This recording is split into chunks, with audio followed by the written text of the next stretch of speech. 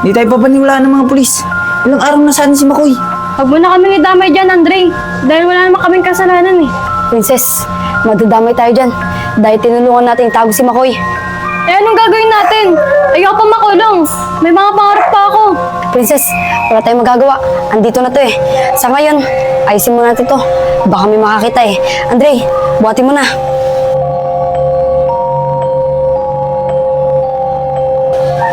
Sige Andre, takbo mo na sila.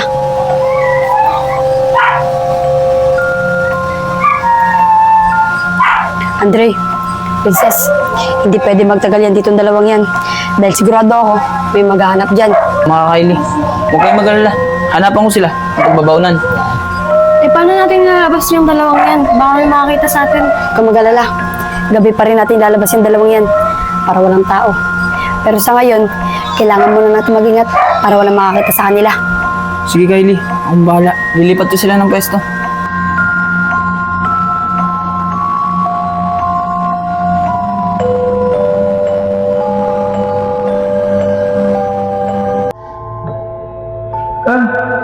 Tawarin niyo ako.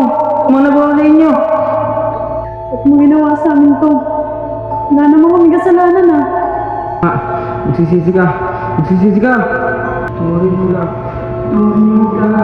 Tawarin mo. Magsisisi ka. Tawarin niyo. Tawarin niyo ako. Andre, gising! Nananaginip ka!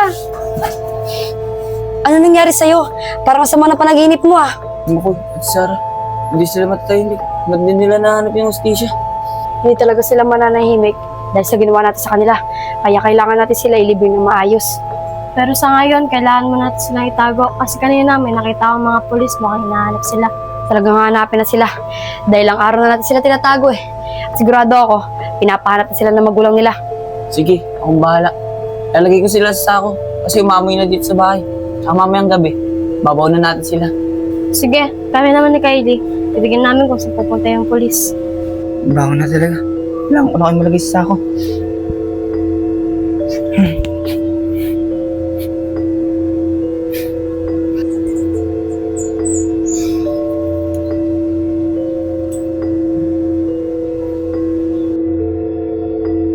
Tawarin niyo ako sa harap ako eh. Kailangan ko gawin to. Ayoko pang makulong. Baho! Tao po. Magandang hapon po. Sino yan? Pulis to. May mga itatanong lang ako sa'yo.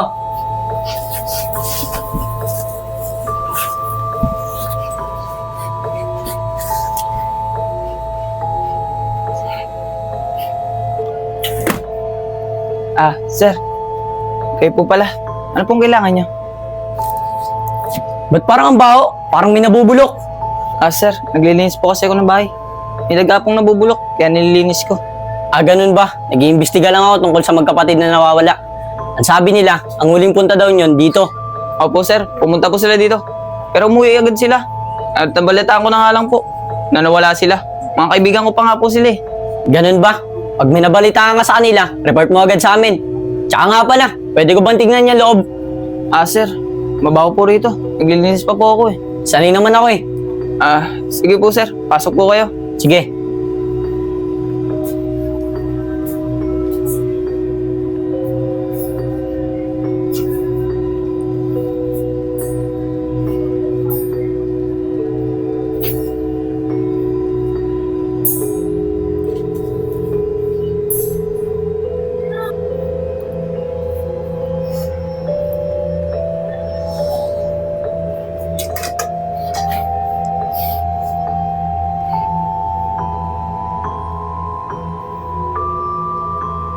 Sir. Mukhang dito yung nangangamoy Ano yung nasa sako? Sir, pwede ko bang tingnan yung sakong yun? Sir, di ako po nilagay yung daga sa sako. Pwede niyo po kayanin. Ganun ba? Sige, ganito na lang. Pag minabalitaan ka, report mo agad sa akin. O paano, alis na ako. Sige po sir.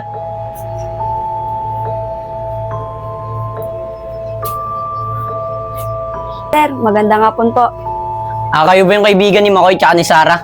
Opo sir, kami po yung kaibigan ni Makoy at Sarah. Nalulungkot nga po kami sa nangyari sa kanila eh. Ano? Ano ibig mo sabihin? Kylie, sir, ibig sabihin niya po, kung may balita na kayo sa kanila. Ganun ba? Wala pa kasi kaming balita sa kanila.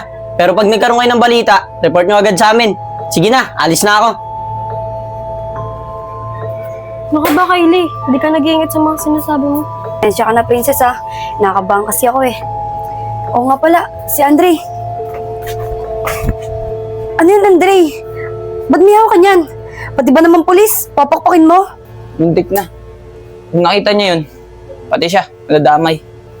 Akin na nga yan, nag-iisip ka ba? Pulis yun. Mas lalo tayong mapapamak sa ginagawa mo eh. Ano ba yan? Huwag na kayo magsisihan. Ano, Andre? Ano nangyari sa dalawa? Buti hindi nakita ng pulis. Huwag kayo mag-alala. Nagawan ko naman ng dahilan eh. Tsaka naisa ko na sila. Mamayang gabi na natin sila dispatchahin. Andre, Kylie, baka di ko na kayo masamahan. Alis kasi ako eh, pupunta akong probinsya. Mamayang gabi na yung alis ko. Princess, alis ka para di ka madamay. Hindi sa ganun, Andre. Bago pa mangyari to, may ticket na ako papunta probinsya. Kasi kung hindi ako makakasama, mas lalo silang makakalata sa akin. Sige, okay lang yan. Umuwi ka na. Andre, tayo na lang dalaw dumispatcha dito.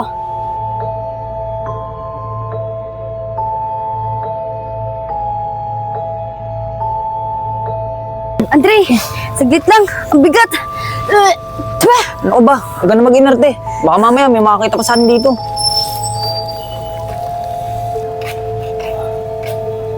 Teka lang, parang si Kylie yun tsaka si Andre ah. Ano kaya yung dinadala nila? Papuntahan nga. Naku, Andre, siya, papalapit sa atin. Andre! Ano ba yan ang baho? Ano ba yung dala nyo? Tsaka anong ginagawa nyo dito? Iya. Basura to. Tatapon na namin. Ang baho eh. Ha? Kanina pa yung tapunan ng basura. Ba't di mo pa tinapon? Tsaka teka lang, ayan ba yung naaamoy ko sa bahay nyo? Oo, iya. Ito yun. Ewan ko dito kay Andre, sa akin pa nagpatulong magtapon ng basura. Ganun ba? Andre, yung utang mo ah. Oo, babayaran kita. Sige na. Kami nang bahala dito. Sige na, dito na ako. Gusto mo, Kylie. Habang wala pang tao. Baka mamaya may makakita sa atin. Ito na nga eh. Kala mo, ang gaan-gaan nila. Ang big kaya nila. Layo pa ba, Andre? Saan ba kasi yung pinagkukayan mo? Basta dito lang. Malapit na tayo.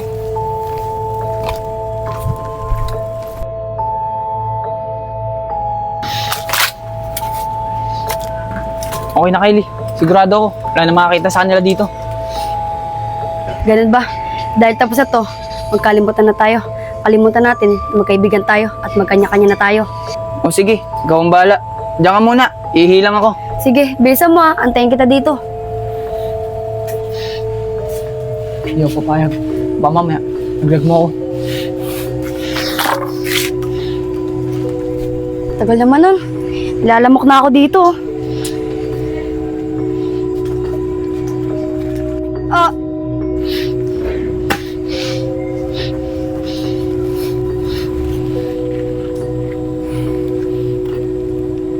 Pasensya na kayo.